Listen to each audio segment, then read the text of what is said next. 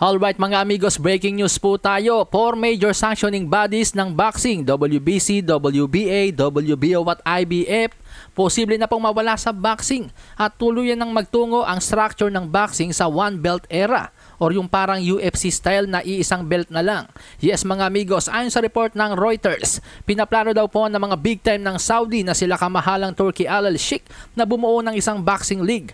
Mag-uumpisa umano ang paikipagtulungan ng Saudi sa Matchroom Boxing at Golden Boy Promotions. Basahin po natin ang report mga amigos.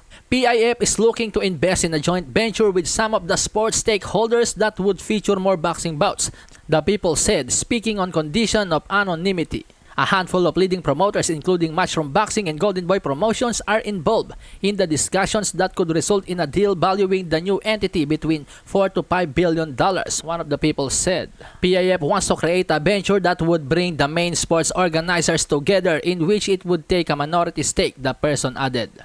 So yun nga daw po mga amigo, Saudi Arabia's Public Investment Fund o PIF nasa diskusyon ngayon kasama ang ilang mga multiple boxing stakeholders. So bali ganito kasi yan mga amigos, alam to ng mga sumusubaybay ng boxing na yung mga WBC, WBA, WBO at IBF, iba-iba po ang rules niyang mga yan. Tapos minsan sila yung mga nakakasagabal. Kaya't hindi natutuloy ang mga mega fight na may mataas na public demand tulad ng Canelo versus Benavidez. Kahit 2 taon o 3 taon ng WBC interim itong si Benavidez, hindi gumawa ng aksyon ng WBC para utusan yung kanilang paboritong boksingero na si Canelo na labanan si Benavidez.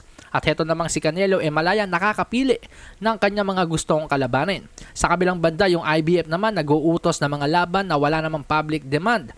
Tapos nagtatanggal pa ng IBF belt kahit hindi pa tumatagal sa champion. Yung IBF belt tulad ng kanilang ginawa kay Terence Crawford noon. Tapos nitong kamakailan lamang binalak nilang tanggalan ng IBF belt itong si Alexander Usyk dahil maikipag-rematch nga po ito kay Tyson Fury. So sa madaling salita nakakasagabal talaga itong mga sanctioning bodies sa mga malalaking laban. Kaya naman para sa akin maganda itong pinaplano ng Saudi Arabia na bumuo ng isang boxing league. At pabor din yan sa mga champion dahil at least hindi na sila magbibigay ng 3% ng kanilang sahod o kita o premyo dyan sa mga sanctioning bodies na yan. At ang ganda nun mga amigos kung iisang belt na lang ang paglalabanan ng mga boksingero, at least may iwasan na po yung iwasan ng iwasan dahil magiging parang UFC na ang boxing. Iisang world champion na lang kada division. Anyway, sa iba pang balita mga amigos, boksingerong ginulpe ni Terence Crawford na si David Abanesian, siya po yung papalit kay Cody Crowley bilang challenger ni IBF World Welterweight Champion Jaron Boots Ennis. Ito ay matapos bumagsak sa eye examination itong si Cody Crowley kamakailan. Si Abanesian ay may kartadang 30 wins, 4 losses, 1 draw with 18 knockouts. Alam kong hindi ito ang laban na gusto ng mga boxing fans para kay Boots Ennis, pero wala po kasi talagang mabigat-bigat sa top 10 ng IBF upang isagupa kay Jaron Ennis.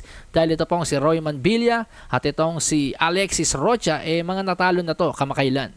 Palasahin ang baraha, patunayan mo sa'kin ha. Sino man ang mabunot na kalaban, di ka tatakbo ha. Sa bayan ko sa bayan, papalag ako para sa